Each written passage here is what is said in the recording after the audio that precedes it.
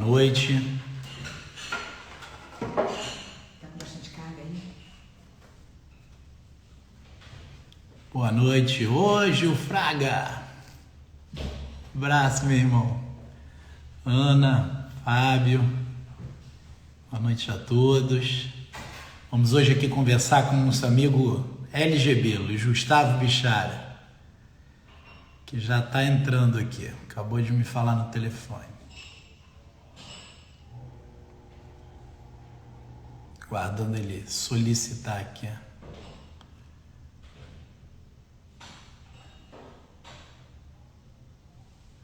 Boa noite, boa noite.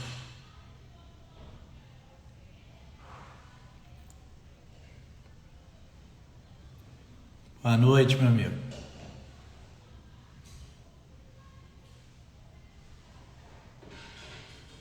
Não há nenhuma previsão ainda de adiamento da segunda fase. Boa noite.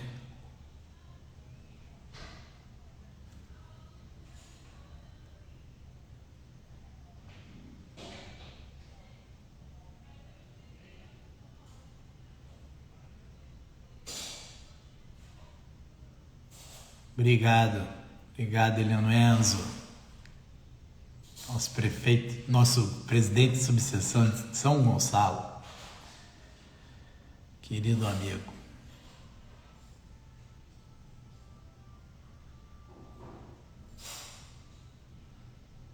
Seja bem-vinda pela primeira vez.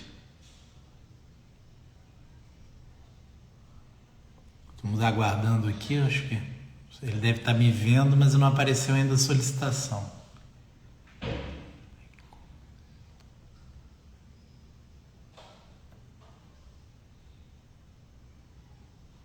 Obrigado, Rodrigo. Já autorizei repescagem da repescagem, reabertura da repescagem, já foi autorizada. A situação é dramática mesmo.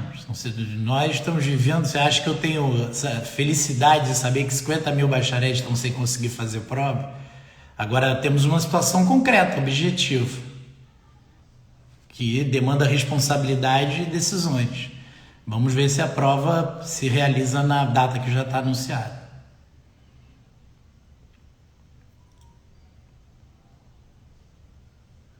Obrigado, João. Uma honra ter sido seu paraninfo. Fala, Renato, querido amigo. Tá faltando só nosso convidado.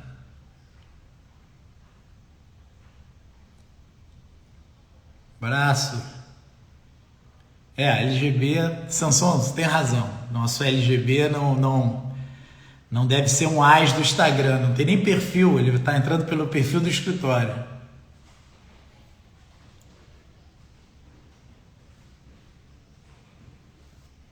Tem chance de ocorrer uma primeira fase ainda esse ano. A nossa previsão é que imediatamente realizada a outra, um mês depois a gente faça a primeira fase logo. Muito complicado. Pernambuco presente, sempre. Obrigado, Cristina. Obrigado, Milena. Deus nos abençoe. Sim.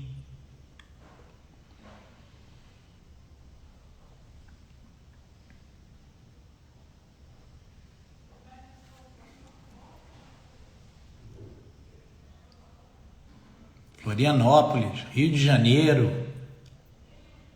Nós queremos solucionar a situação do exame esse ano. Agora, dizem que começa a vacina agora. E em alguns lugares já é possível fazer o exame. Então, semana a semana vai ter que ser avaliado. Tenho falado, gente. Eu estou falando aqui desde o início do exame.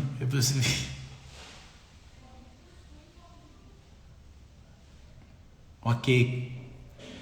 Mas é que a gente não tem como fazer a previsão desse adiamento com essa antecedência.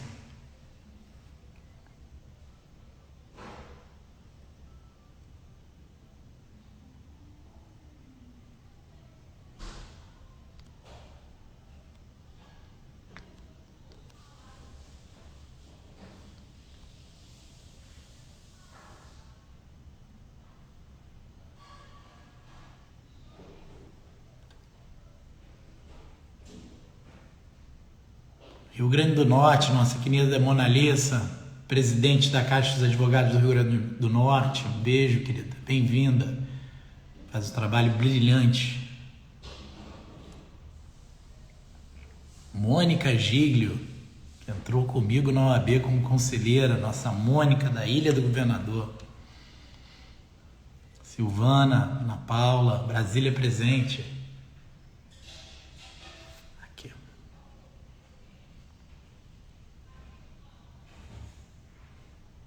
Agora.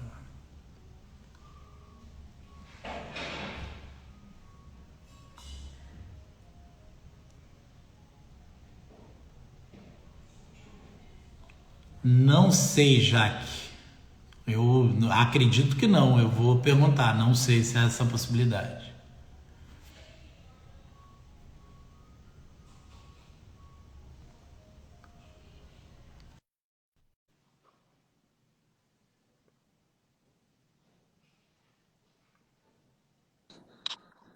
Salve, presidente!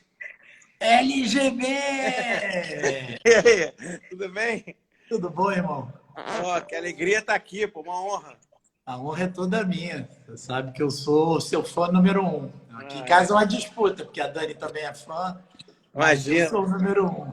Ah, pô, mas eu que sou. Tudo bem? Obrigado pelo Tudo, convite, hein? irmão. Nac, obrigado a você.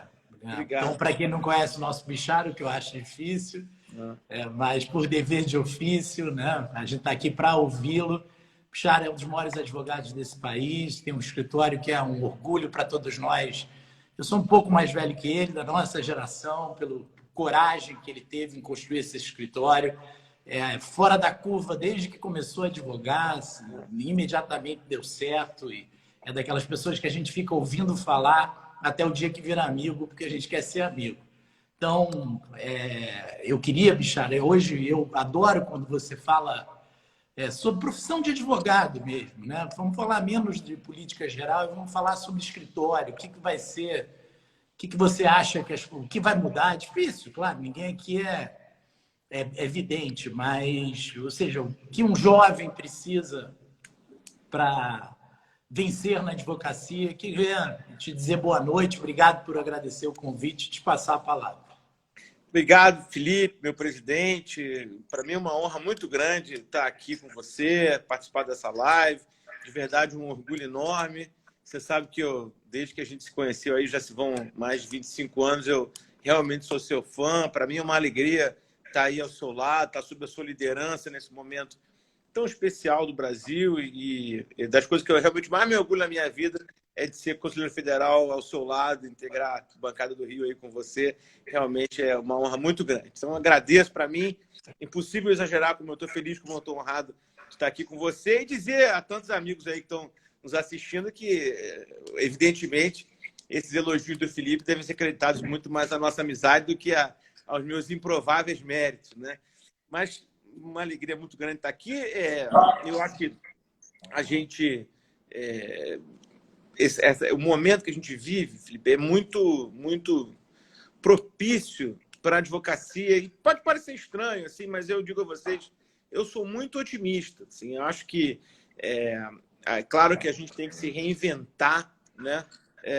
Claro que a gente tem que passar a produzir coisas diferentes, mas eu acho que o momento, apesar de tudo, apesar da tragédia que a gente vive, é bom para a advocacia, né? Eu acho que a gente está diante aí de novas fronteiras, a tecnologia nos ajudando no trabalho.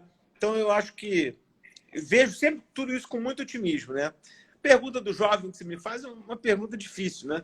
Até porque eu ainda me acho jovem, eu só sou jovem há mais tempo, né? Mas, fundamentalmente, eu acho que a advocacia tem que ser vista como maratona, não como corrida de 100 metros. Eu sei que é difícil, eu sei que essa é uma mensagem que pode eventualmente desanimar, mas é uma mensagem verdadeira. A advocacia ela é uma profissão de longo prazo, não adianta, né? A gente não vai fazer sucesso do dia para a noite. Eu sei que as novas gerações têm essa coisa da ansiedade, é um pouco diferente do que da nossa época, mas é difícil. Assim, a advocacia é realmente de longo prazo. Você leva muitos anos para construir sua reputação, para ser reconhecido pelos clientes, e não tem segredo. Infelizmente, aqui é mesmo estudo, dedicação. O que eu diria, e digo sempre para os colegas mais novos aqui do escritório, acho importante manter a cabeça muito aberta, né? Não é estudar só direito. Eu acho que o advogado, conhecer direito é o básico, né? Eu acho que ele tem que tentar entender que a vida não pode ser compartimentalizada, né? Tem que entender um pouco de economia, um pouco de geopolítica, enfim, tem que estar atento ao que está acontecendo em volta, né? Eu tive um chefe, quando eu era estagiário, que me ensinou uma coisa muito boa. Assim, o advogado tem que começar o dia lendo o jornal, né? Naquela época era a Gazeta Econômica, hoje é o Valor, né? E eu leio todo dia e vejo o que está acontecendo com os meus clientes. É importante, quando o cliente liga para te falar de uma operação, você está minimamente inteirado com ela, porque você já sabe, viu que aquilo está acontecendo, está antenado para o mundo, né? Isso eu acho realmente muito importante. E, assim, numa palavra para os jovens, eu tentando evitar qualquer platitude, eu diria isso. Não se limitem a conhecer direito, né? Por exemplo, o tema aí da nossa live hoje, né, que é a reforma tributária, é um tema que está nos jornais todo dia, né? Mas é um volume muito grande de informação. É até difícil acompanhar. Mas no meu escritório, as pessoas que estão cuidando melhor disso são as pessoas mais novas, que têm mais capacidade de acompanhar o que está acontecendo, estão mais ligadas, né? Então, acompanham melhor do que eu, entendeu? Então, eu acho que o jovem tem que se aproveitar disso, né? E, fundamentalmente, saber que uma vantagem para eles é que mudou o pico da profissão, né? Quando a gente era garoto, Felipe, né? O grande advogado era o cara de 70 anos, né? Hoje não. Hoje eu tenho o maior respeito pelas pessoas mais velhas, mas é muito difícil o sujeito mais velho acompanhar a quantidade de mudança que tem legislativa, jurisprudencial, né? Na minha área, na área tributária, sinceramente, eu acho quase possível, né? Eu já estou com 45, já não estou conseguindo mais, né? Que dirá alguém mais velho. É isso. Não, é um processo. E a gente já está aí na estrada há algum tempo. Deixa eu te dizer, vamos ao tema central, né? Tem vários advogados aqui, estou vendo do Brasil todo.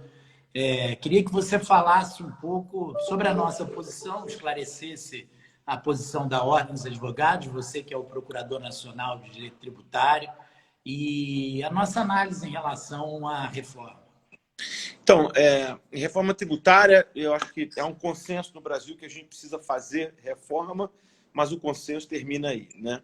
Ao contrário da reforma da Previdência, que era uma reforma assim, quase plebiscitária, né? Você podia ser contra ou a favor, mas se tinha uma posição marcada, a reforma tributária é muito diferente, né? Cada um tem uma reforma tributária para chamar de sua, cada um quer uma reforma tributária diferente, e realmente a situação está confusa.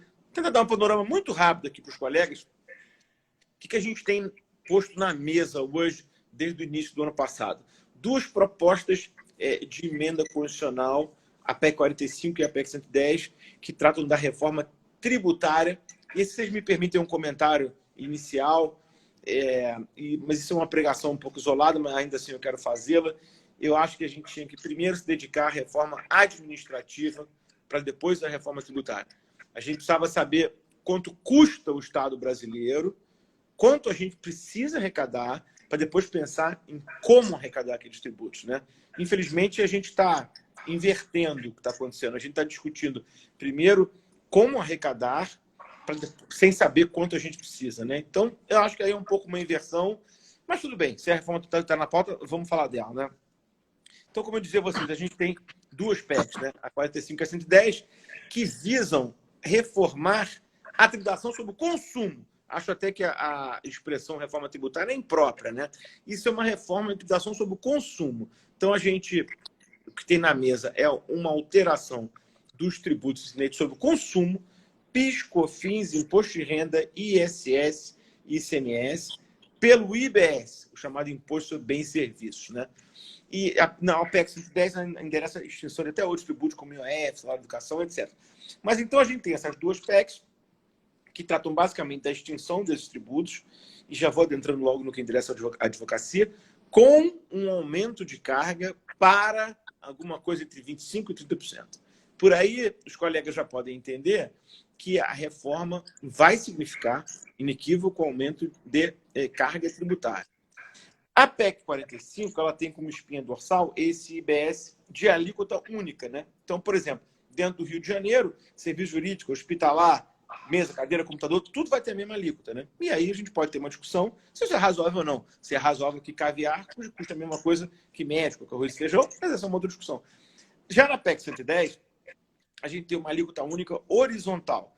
Quer dizer, a gente continua com uma multiplicidade de alíquotas, mas elas são iguais no Brasil inteiro, né? Elas não são variáveis por ente, né? E quanto à transição, acho que é uma outra preocupação que a gente deve ter, porque fala-se muito que a reforma tributária vai simplificar, né? Mas a PEC 145 ela tem um prazo de transição de 10 anos e a 110 de 5 anos. Então, Felipe, aquilo que nós já falamos, né? Pode até simplificar, mas vai demorar 11 anos, né? Nos próximos 10, a coisa vai estar mais complicada ainda. De qualquer maneira, eu acho que são reformas bem feitas, reformas técnicas, enfim, que a gente deve continuar debatendo, né? Agora, o problema é que o governo federal atravessou o samba. A gente vinha com a reforma tributária bem debatendo, assim, com alguns pontos de melhoria, claro, tinham que ser feitos, mas o governo federal atravessa o samba fazendo valer a máxima farinha pouca, meu pirão primeiro, e apresenta o projeto da CBS, da contribuição de bens ou serviços, que nada mais é do que um aumento de PIS e COFINS. Então, a CBS ela propõe uma alíquota de 12% de PIS e COFINS, com o fim dos regimes diferenciados, principalmente aquele de 3,65 cumulativo, que valia para quem estava no presumido. Então, a advocacia, em geral, vai de 3,65 para 12, presumido, e do simples eu vou falar já que é um pouquinho mais complicado. Mas, enfim, a premissa da CBS é que todo tributo gerado, pago, daria crédito, né?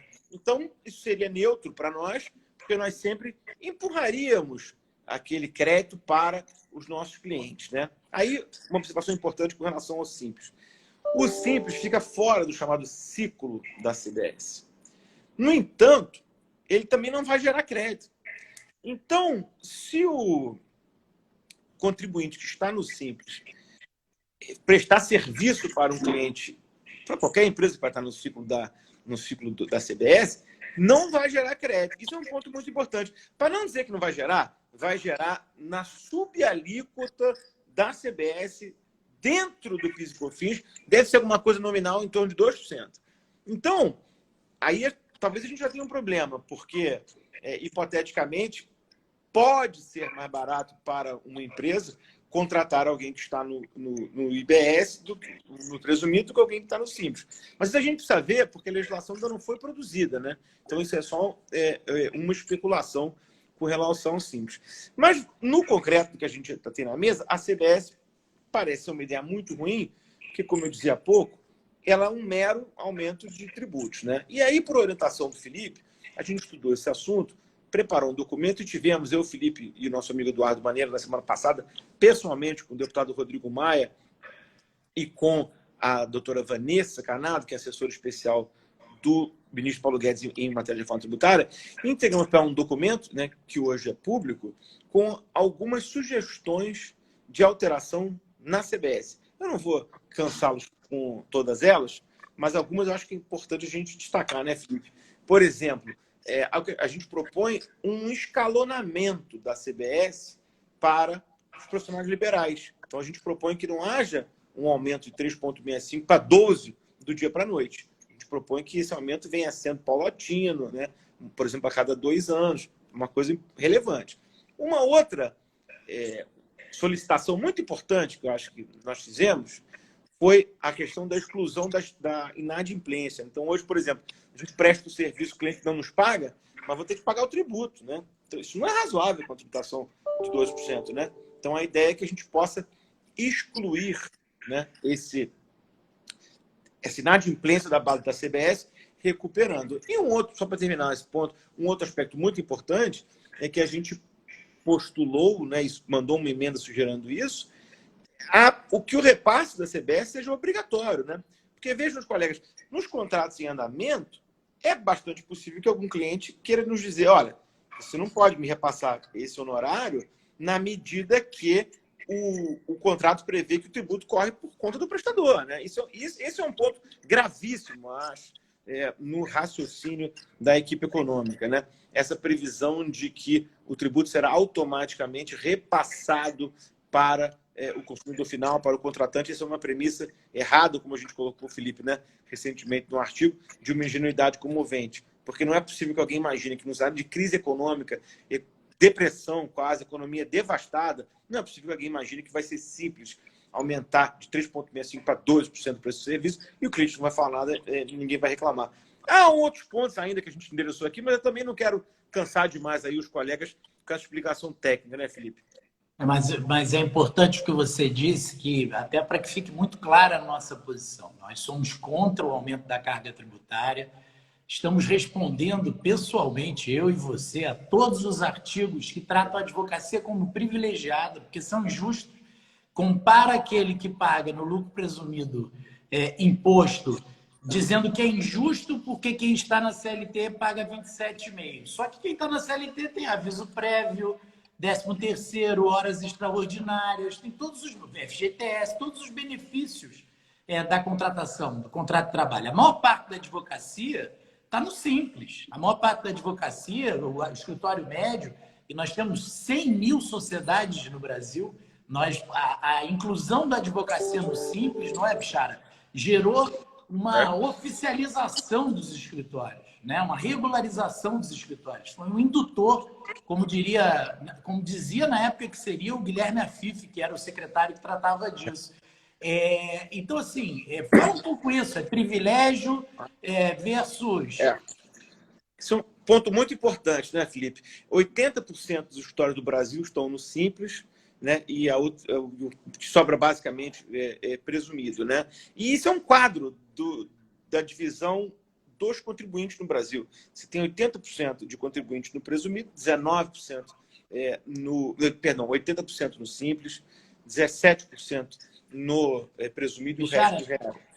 Bichara, desculpa te interromper, o pessoal está falando muito de exame de ordem. Eu volto a dizer que eu estou absolutamente... Estamos todos muito preocupados, mas é muito difícil essa decisão.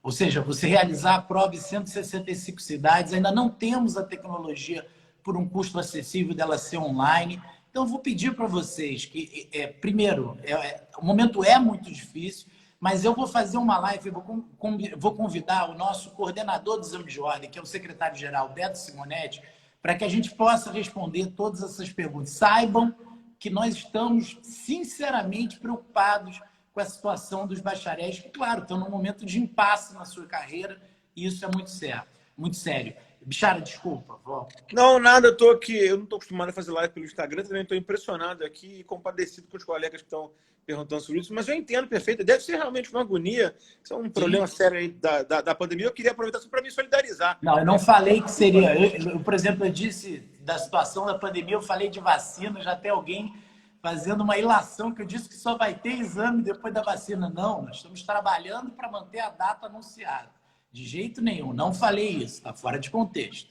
Obrigado. Isso aí, eu queria então só me solidarizar com os colegas, entendo a situação dramática de vocês. Se fosse vocês também estariam muito mais preocupados com isso do que com a reforma tributária. Mas, enfim, voltando aqui ao tema, né, Felipe? Então, esse ponto que você coloca é fundamental. A advocacia está sob ataque. E a advocacia está sob um ataque feito de maneira sistêmica e pontual, né? Vários artigos recentes, como você lembrou bem, a gente tem respondido todos, mas colocando a advocacia como privilegiada por conta do simples e do presumido. O que é uma maluquice, né? Porque simples e presumido são regimes à disposição de todos os contribuintes, não só dos advogados, né? Então, primeiro é preciso que a gente entenda que quem está contra o simples está contra o sistema que gerou a maior inclusão tributária no Brasil até hoje, né? E há uns economistas assim um pouco delirantes que imaginam que se acabar com o simples, vai todo mundo presumido. Não vai voltar para a informalidade, né? O mundo real é diferente, né? Então, esse é um ponto muito importante, Felipe, eu acho que você coloca, porque o presumido e o simples estão sob ataque, né? Eles são considerados benefícios fiscais, né? É importante a gente ter em mente que a sociedade precisa responder e deixar claro que esses são dois sistemas tributários, onde a tributação aliás, não é nada pequena, né? Agora, nós precisamos fazer a reforma tributária? Sem dúvida precisamos. Mas nós precisamos endereçar o problema globalmente, considerando estados e municípios. Não dá para fazer uma reforma tributária só para antecipar receita da União Federal, sem uma solução para os outros entes federados, né? Isso não pode ser um aplique para cima de estados e municípios, e com a preservação desses regimes de simples e presumido. Isso aqui é crucial, não só para a advocacia, como para toda a classe média brasileira. A questão é que, no fundo, querem fazer uma reforma tributária, a União Federal, jogando a conta para a classe média, para o profissional liberal. E é um outro ponto, Felipe, eu quero já pegar um gancho que você falou, que eu também vi que teve umas perguntas, sobre a questão do dividendo, que eu acho que é um tema que apavora também todo mundo, e eu quero aproveitar para conclamar vocês para que se engajem nessa luta, porque está se armando aí um cenário muito ruim para os contribuintes. O que está acontecendo, basicamente? Já há um consenso sobre a tributação dos dividendos. Deve ser a próxima fase da reforma tributária que o ministro Paulo Guedes já anunciou que vai mandar. O ministro Paulo Guedes e também o próprio Congresso tem vários projetos lá disso, né? O mais adiantado do senador Jorge Cajuru, e há um certo consenso de que a ideia é neutralizar a tributação com a criação do tributo sobre dividendo. Tudo bem, então como é que isso funcionaria? A gente teria um tributo de dividendo de mais ou menos 15%, com a redução da tributação corporativa respectiva. Então, para as grandes empresas que estão no lucro real, a tributação hoje é de 34%. Reduziria para 20%, pode dar 20% com 15%, mas a mesma coisa, não tem problema nenhum. Aliás, é uma medida até salutar, porque deixando o dinheiro no caixa das empresas, se aquele valor for reinvestido, a tributação é menor. Perfeito. Acho que a ideia é muito boa, há um consenso em torno disso. Mas qual é o problema? É que quando se fala disso, se esquece convenientemente das empresas que estão no simples e no presumido, Felipe. Então, só se trata dessa equalização para quem está no lucro real. Isso é muito grave, porque quem está no simples e no presumido vai ser solapado com essa nova incidência, aproximadamente de 15%, para somar o tributo que já paga. Isso inviabiliza muita gente, né? Então, a gente tem que deixar isso muito claro, no sentido de que qualquer mudança efetivada na alíquota do imposto de renda para contemplá-la numa soma justa com o tributo sobre dividendo deve ser reproduzida no cálculo do simples e do presumido. Simples e presumido não são tributos, são modalidades de cálculo do imposto de renda. Então, isso tem que ser refletido na fórmula, né? A alíquota tem que ser uma só. Não dá para aliviar só para quem está no lucro real, né? Isso eu acho que é um ponto muito importante, né? Eu estou vendo que tem uns colegas me perguntando do imposto sobre grande fortuna, né? Também acho importante a gente comentar isso, né? Essa reforma até agora, ela só endereça a tributação sobre o consumo, né? Ela só cuida de tributo sobre o consumo. Nessa próxima etapa, aparentemente, o ministro Paulo Guedes vai endereçar a tributação sobre renda, no sentido de, como eu comentei há pouco, criar a tributação sobre dividendo, e ele deve também extinguir as deduções de pessoa física, que não vão mais poder deduzir despesas com educação e despesas com saúde. Isso é um tema polêmico, mas assim, eu também preciso do dever de dizer a vocês o seguinte: se você olha a base de dedução da receita, quem deduz despesa com educação e saúde são os 20% mais ricos. E desses 20%, 3/4 estão nos 10% mais ricos. Então, a verdade é que num país pobre como o Brasil, isso acaba sendo um benefício para as pessoas mais ricas. Então, nesse particular, embora eu saiba que essa seja uma visão muito antipática, e é uma visão pessoal, claro, só, eu acho que é um tema que a gente precisa discutir, porque talvez isso não esteja beneficiando as camadas mais pobres da sociedade. Mas o fato é que o imposto de grandes fortunas, para responder então, né, as perguntas, não há nenhuma proposta hoje nesse sentido, né? A experiência mundial demonstra que esse é um imposto de baixa efetividade. Por quê? Porque quem tem o grande capital tem muita mobilidade, né? Então ele pode se tornar não residente, ele pode morar num outro país, né? Isso aconteceu muito na França, né? Quando se criou o tributo sobre grande fortuna, as grandes fortunas foram morar na Bélgica, né? Mas eu não quero dizer nem de longe que a tributação do Brasil não deva ter um olhar sobre regressividade, né? Eu acho que é fundamental que a gente discuta uma tributação maior para quem recebe mais. Mas isso pode ser feito de uma maneira até razoavelmente simples. Basta que a gente tenha alíquotas escalonadas, né? Então, quem ganhar mais, paga mais imposto de renda, né? O caminho para isso não é muito difícil, né? É preciso, claro, ter vontade política, né? Bichara, só para lembrar, aqui estão assistindo o nosso querido Fabinho Nogueira, nosso irmão, Fred Mendes, outro irmão querido, todos dirigentes da Ordem do Rio de Janeiro. essa luta do Simples. Aí eu queria que você falasse um pouco sobre as nossas lutas dos últimos anos. Ontem tivemos uma vitória enorme, né? Derrubada do veto da chamada PEC, PL da OAB, do PL da OAB. Tivemos a criminalização da violação das nossas prerrogativas no início do ano desse ano, acho que no final do ano passado, o tempo passa rápido. Queria que você falasse um pouco. O Simples nasceu aqui muito com você, com a Dani, com o Fábio, na Comissão de Direito Tributário e Inclusão, ou seja, uma injustiça que a advocacia não estava, né, dentro da lista do rol do Simples, e nós depois, inclusive, transformamos isso num movimento nacional na gestão do Marcos Vinícius Furtado Coelho, que foi vitorioso esse movimento, com o talento do Marcos Vinícius. Fala um pouco aí dos temas centrais da Procuradoria. Legal. Eu também queria deixar o meu abração aqui, Felipe, para o nosso amigo Fábio Nogueira, nossa grande liderança. Adélio Lins e Silva, o presidente do IBF, Delinho, nosso irmão. Delinho, grande abraço. Evandro Pertence está aí também, na época... Abraço, Evandro.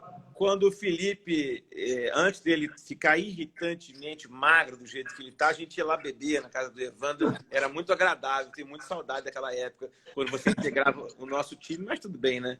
Então, mas esse ponto do IPI, do Simples que você colocou, é fundamental, né, Felipe?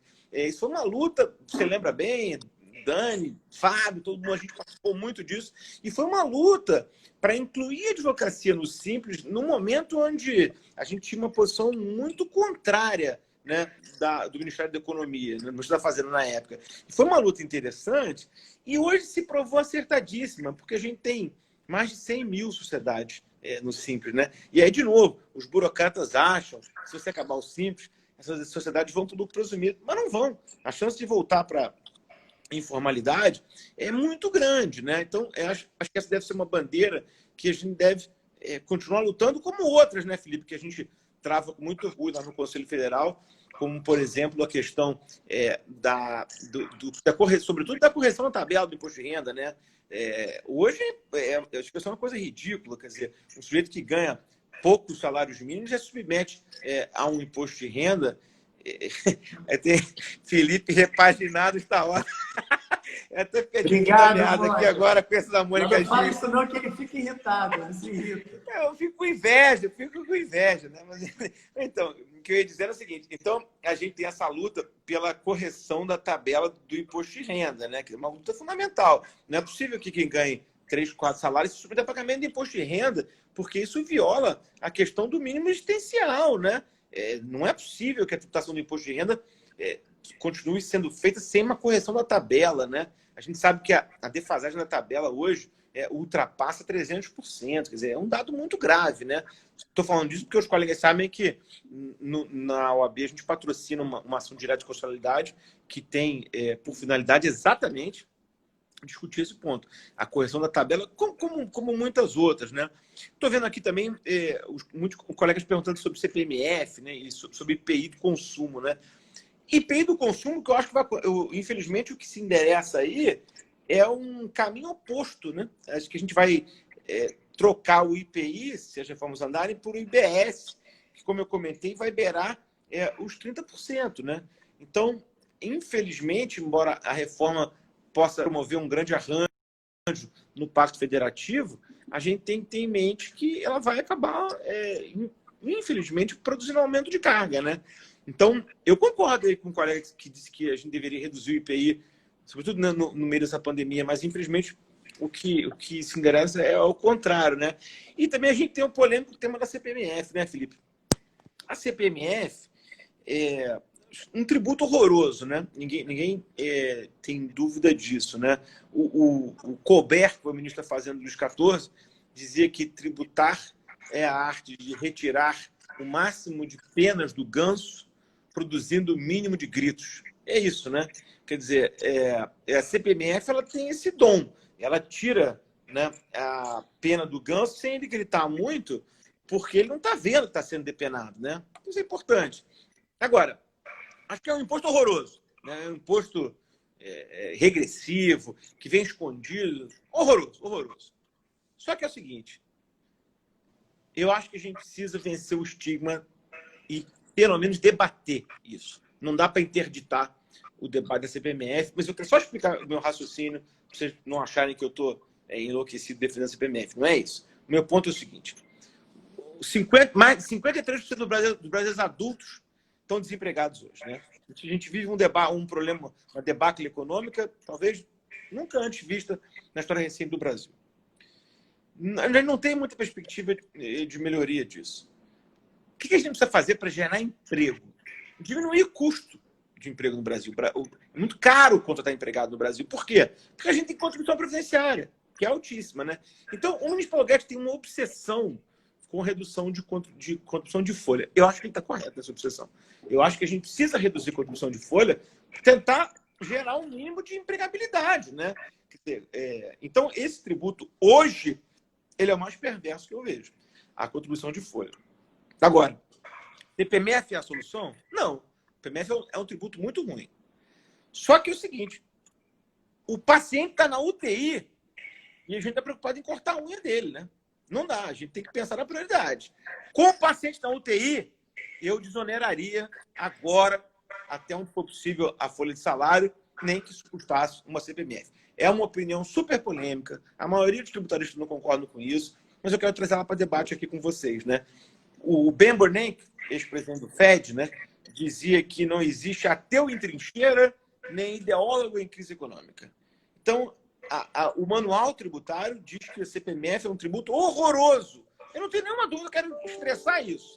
Mas no momento que a gente vive, será que não era melhor um tributo horroroso para desonerar a folha de quem ganha, por exemplo, até 1, 2, 3 salários? Eu acho que a gente precisa pensar nisso. Não de maneira dogmática, a gente precisa pensar nisso de maneira franca. Ou seja, vamos aceitar a CPMF por um período. Eu sei que a gente tem um problema no Brasil, tudo que é provisório vira permanente, e o P da CPMF era de provisório, mas a gente tem que desonerar a folha, a gente tem que gerar emprego. Então, talvez a gente possa fazer isso enquanto a gente termina de discutir a reforma tributária. Aí tudo bem, nós vamos ter um bom sistema tributário, só que leva tempo para discutir isso, né? Não sei se a gente deve resolver isso no meio da pandemia, né? Então, eu deixo essa provocação aqui para os colegas, né? Eu acho que a gente poderia pensar numa CPMF emergencial, né? Estou vendo também uns colegas aqui perguntando, Felipe, desse mito da reforma tributária, do serviço do advogado, né?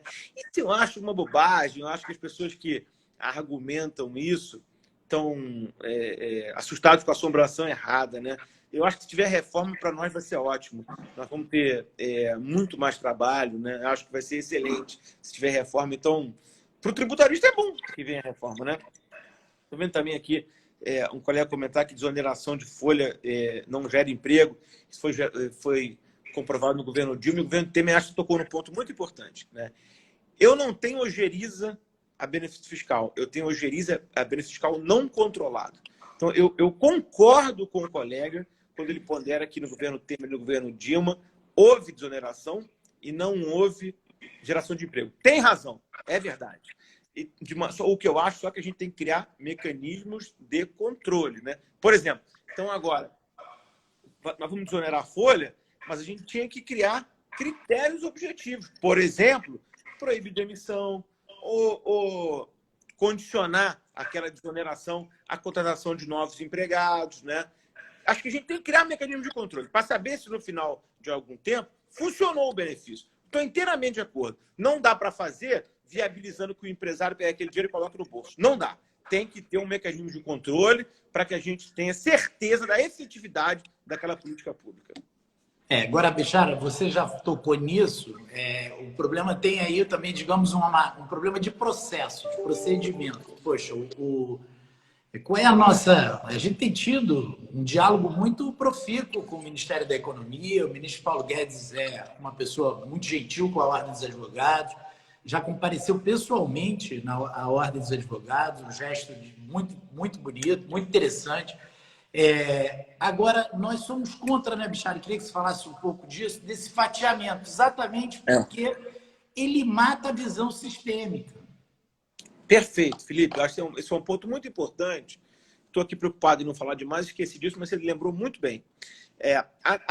Ao contrário do que propõe o Congresso, que é uma reforma feita de roldão, seja na 45 ou na 110, o ministro Paulo Guedes fatiou a reforma. Primeiro demorou 1 ano e meio para entregar a primeira fatia, né? Mas fatiou e disse que vai evoluir nas próximas fases da reforma tributária. Então, ele apresentou primeiro, né, a CBS, depois viria dividendo, depois viria o imposto seletivo para substituir o IPI. Mas é como colocou o Felipe. Eu acho que essa ideia é péssima, porque por 2 razões. Primeiro, o esforço político para se aprovar um tributo novo, agora como a CBS, é muito parecido com o esforço político necessário para se aprovar uma reforma ampla. Então, é preferível que a gente debata a reforma ampla e refunde o sistema, insisto nesse ponto, incluindo estados e municípios. Isso é muito importante. Além disso, a fatiada ela tem um problema de que, uma vez emplacando esses 12%, por exemplo, da CBS, vai ser impossível essa sonhada acoplada, né? A acoplagem. O ministro Paulo Guedes fica falando na acoplagem. Não, faz essa aqui, depois pluga. Não dá, porque essa aqui já está a 12. Se estados e municípios precisam de mais de 18, nós vamos para o IVA de mais de 30%. Isso é uma loucura. Isso é o maior IVA do mundo. Então, nós não podemos fazer agora o que ele quer para depois acoplar a de estados e municípios. Não há o menor sentido, né? Como diz aqui a minha querida Lorena, reforma fatiada é deforma. Perfeito, vou adotar essa sua expressão, Lorena. Não dá para a gente fatiar essa reforma. A gente tem que entregar tudo de uma vez. E o fatiamento, ele esconde a intenção de só resolver a arrecadação da União. Ela esconde essa ideia de priorizar a arrecadação de um ente federado em detrimento dos demais, né? E, além disso, a gente nunca sabe quando é que vão vir as próximas fatias, né, Felipe? Então, o ministro Paulo Guedes entrega agora uma coisa, aí fica estudando outra. Não dá, né? Eu acho que precisa colocar tudo às claras de uma vez e vamos discutir, né? Por exemplo, ele gosta de CPMF. Então, vamos debater CPMF, né? Dá para vincular a condição previdenciária, como eu proponho? Dá para ter mecanismo de controle da aplicação desse benefício, como eu coloquei aqui? Se der, ótimo. Se acharem que é uma má ideia, tudo bem. Então, vamos voltar para a prancha do IVA. Agora, o que não dá para a gente ficar discutindo nessas fatias e com o risco de tributação de dividendo, fim do presumido, às vezes já falam em fim do simples. Isso é muito grave, né? A gente tem que, acho que, endereçar tudo junto, né? Então, aqui o nosso querido Maneira, nosso presidente da Comissão de Direito Tributário. Isso que ele está colocando é exatamente o que eu comentei ainda há pouco, que venha do dividendo, a tributação do dividendo sem o alívio respectivo de quem está no presumido, né? Que é muito grave, né? Nós não podemos endereçar a reforma, quero insistir nesse ponto que é importante para a advocacia, sem que a redução da tributação corporativa que vem em compensação do tributo sobre dividendo seja refletida para quem está no simples e no presumido, né? O simples é uma conquista, né, Felipe, da OAB, do Conselho Federal, que a gente tem que insistir, né? Nós não podemos transigir com esse debate do simples. Agora, no fundo, isso virou um pouco uma guerra de informações, né? É uma guerra de comunicação, né? E os economistas estão plantando a tese de que simples e presumido são benefícios fiscais que têm que ser revogados, né? A gente precisa reagir, eu acho, nessa guerra de comunicação e mostrar que esses regimes são válidos, são regimes importantes e mais, o principal, no momento desse, quem vai tirar o país do buraco é a classe média, né? Quem gera mais emprego no Brasil são os prestadores de serviço. Isso é muito importante, né? É preciso que a gente lute para que a manutenção do presumido e do simples não esfolhe a classe. Estou vendo também um outro comentário aqui, muito importante, que é sobre a questão dos créditos existentes. É verdade, isso é muito bem colocado, né? Uma outra preocupação, né, Felipe? A gente até colocou isso para o Rodrigo Maia, foi que a reforma não trata dos créditos hoje existentes. Então, por exemplo, os colegas aqui, os que são tributários, sabem, devem patrocinar inúmeras ações onde seus clientes contribuintes ganharam direito a compensar créditos, seja de ICMS, seja de PIS/COFINS, por exemplo. Com esses tributos acabando, acaba também a necessidade da União de arcar com esses créditos. Isso aí, eu desconfio que muito da intenção da União com a CBS é essa. Então, acabou o PIS/COFINS. Então, se eu te devo PIS e COFINS, e ela deve isso a muita gente por conta da famosa tese da exclusão do ICMS do PIS/COFINS, ela vai dizer que não vai pagar, vai dar um calote. Ah, tudo bem, tem uma previsão na lei da CBS, mas nas PECs não tem, né? Então, aí eu provoquei algumas vezes o economista Bernardo Api, pessoa que eu respeito muito, gosto muito pessoalmente, provoquei ele algumas vezes por isso, e ele diz, tudo bem, então vamos emitir um crédito, lá na frente a gente resgata.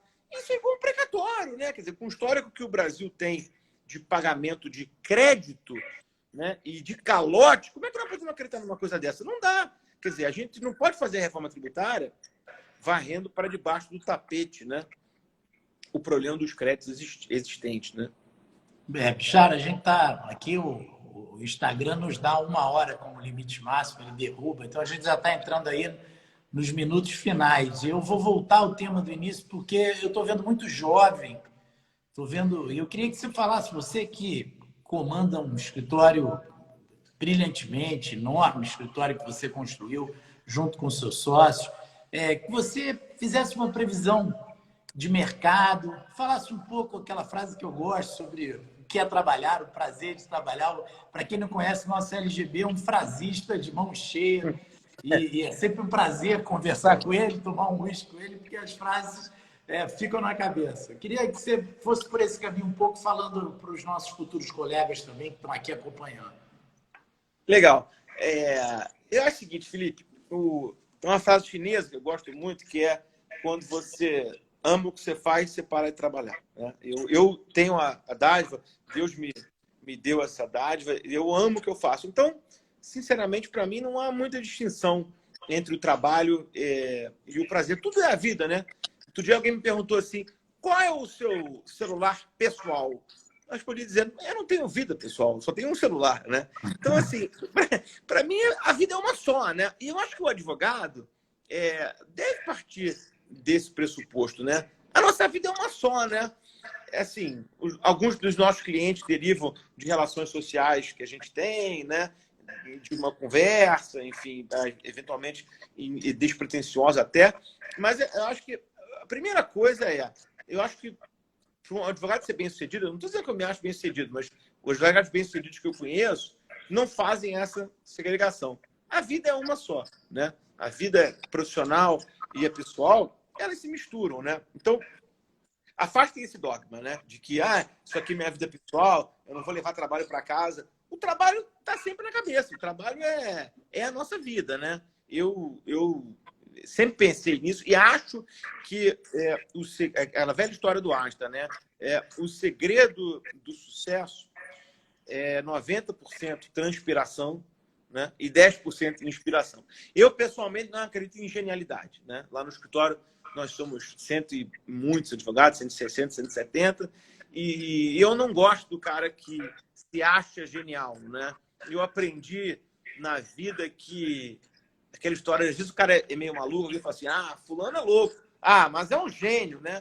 Tudo bem, mas o inverso não é verdadeiro, né? Tem gente que é só louco, né? Se todo o gênio é louco, não é todo louco é gênio, né? Então eu não gosto de gente que é emitida a gênio e acho que a gente não deve procurar pessoas assim para a gente trabalhar, né? O que eu gosto de gente dedicada, que é o que eu sempre fui, né? Eu não acho que eu sou melhor do que ninguém, mas eu geralmente trabalho mais que os outros, né? Então, se a gente quiser ter diferença na vida, nós temos que entender que é o seguinte, de 10 às 6, o mundo lá fora está trabalhando. Salvo a hipótese, que eu espero sinceramente que seja acertada, que vocês sejam muito mais inteligentes do que o outro, e eu nunca fui agraciado com essa bênção, o que resta é trabalhar mais, gente. O que resta é se dedicar mais, né? Acordar mais cedo, dormir mais tarde e assumir sacrifício, né?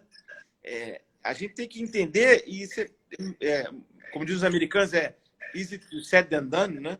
Mas a gente tem que estar disposto a passar por sacrifício, né?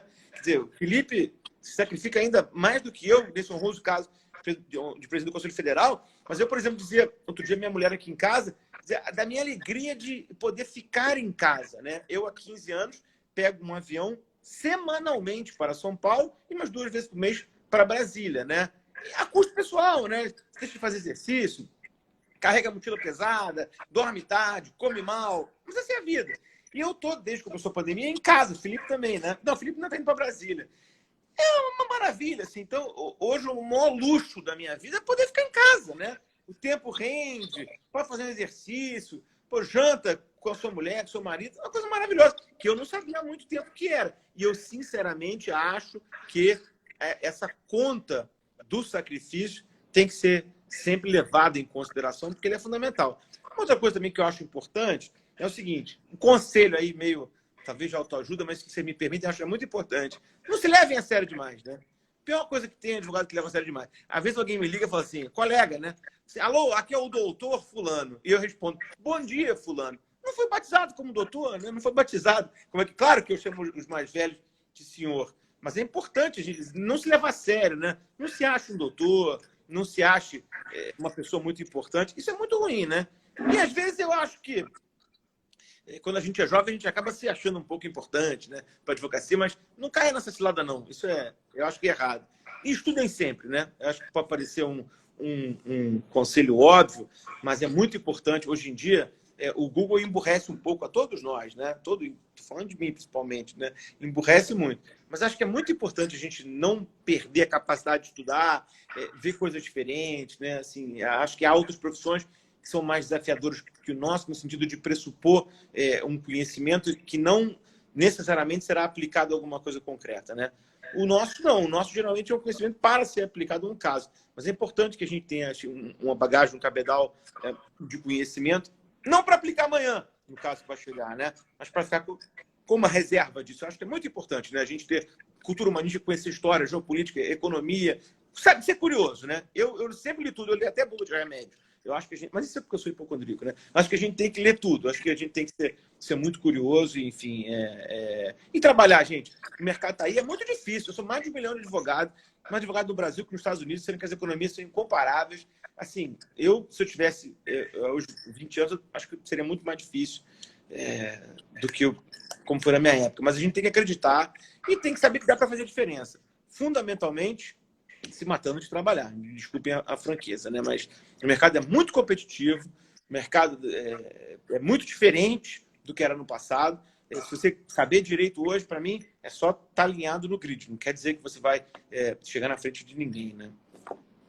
E não tem solução. É uma profissão privada num país que não, na sua maioria, privada, num país que não valoriza profissões privadas, porque tem toda uma cultura, né, de Estado, então, tem risco, né, põe risco nisso, tem intempéries, somos nós, e agora no meio dessa crise aí, toreando a crise, isso, não é muito difícil dar esse conselho sem dizer para a pessoa que ela tem que ser corajosa, né? A advocacia é profissão muito corajosa. E aí também, né, Felipe, a pessoa entender que ela vai ter que ser um pouco mais do que só advogado, né? Por exemplo, como você falou, você quer ficar no setor privado como a gente ficou, né? Como vários colegas nossos aqui que estão nos ouvindo ficaram, você tem que ser um pouco de tudo, né? Por exemplo, eu passo uma parte do meu dia hoje discutindo questões de comunicação, questões de RH, questões financeiras, que eu não fui treinado para isso, né? Todo mundo me iludiu na faculdade dizendo que eu tinha estudado direito romano, direito de trabalho, coisas que não tem nada a ver com a minha vida hoje. Mas hoje em dia eu me vejo estudando coisas totalmente diferentes de gestão. Gestão, gente, se tivesse mais um pouco de tempo que a gente não tem, falarei um pouco disso para vocês. Mas é o maior desafio da vida de quem quer ter um escritório, né? Porque você tem que motivar pessoas. E o gestor de advogados é um pastor de gatos. Já viu pastor de gatos? Não tem, né? Gato vai um para o canto, um para o outro, né? É isso. Advogado, cada um quer uma coisa. Você não tem como o que motiva um, não motiva o outro, né? Isso é muito difícil, né? Essa questão da gestão, da capacidade de você empreender em alguma medida e ser dono de uma empresa em alguma medida, isso é muito difícil, né? Você saber como é que você constrói uma sociedade, né? Atrai pessoas mais novas para trabalhar com você, elas vão virando sócios, vão crescendo, em algum momento você tem que abrir mão das suas cotas para incentivar os mais novos. Isso é muito importante, né? Porque na gestão é dificílimo. O que eu digo mais aqui no história é o seguinte: advogar é uma delícia. Acho uma maravilha. Agora, o resto, lidar com clientes, lidar com vaidade de clientes, né? É dificílimo, né? Mas a gente não aprende na faculdade, né? É isso. Não há ninguém que ensine isso. Só a vida, né? Só o estágio, a vida. É isso. Bichara, obrigado. Né? Um beijo para a Maíra. Obrigado. Para quem não sabe, Bichara será papai em breve. Estamos aí todos felizes, né? Então, é um momento, como diz você, um momento também que a gente se aproxima da família, dos verdadeiros valores. Por favor, se puder se despedir, temos ainda 2 minutos. Não, obrigado pelo carinho, um beijão para você, um beijão para a Dani, foi uma honra de verdade estar aqui com vocês. É verdade, essa época de pandemia, acho que pode aproxima um pouco a gente de tudo. Eu torço, sinceramente, para que alguma das coisas legais em meio a essa tragédia toda, né, mas que a gente viveu nesse período, possam ficar, né? Por exemplo, eu espero que nunca mais a gente tenha que pegar um avião para ir falar com o ministro em Brasília durante 5 minutos e voltar, né? Ou para fazer uma reunião num lugar qualquer. Eu espero de verdade que a gente possa tocar a vida daqui para frente, assim, com a tecnologia, acho que vai ser muito mais fácil. Todos nós poderemos ficar muito mais próximos das nossas famílias. Talvez eu esteja um pouco emotivo, porque como o Felipe falou, eu vou ser pai em breve, mas vamos ver como é que vai ser, né? Bom, muito obrigado pelo carinho, pela paciência de todos os amigos que estão aqui, que nos assistiram. Para mim foi uma alegria muito grande. Passou super rápido. Foi rápido porque o papo foi bom, né? Obrigado, Bichara. Vamos agradecer a todos. Um beijo a todos. Eu vou deixar gravado isso aqui no meu perfil para quem quiser assistir ao longo da semana. Um abração, já. Tchau, um abração. Obrigado, pessoal. Um abraço.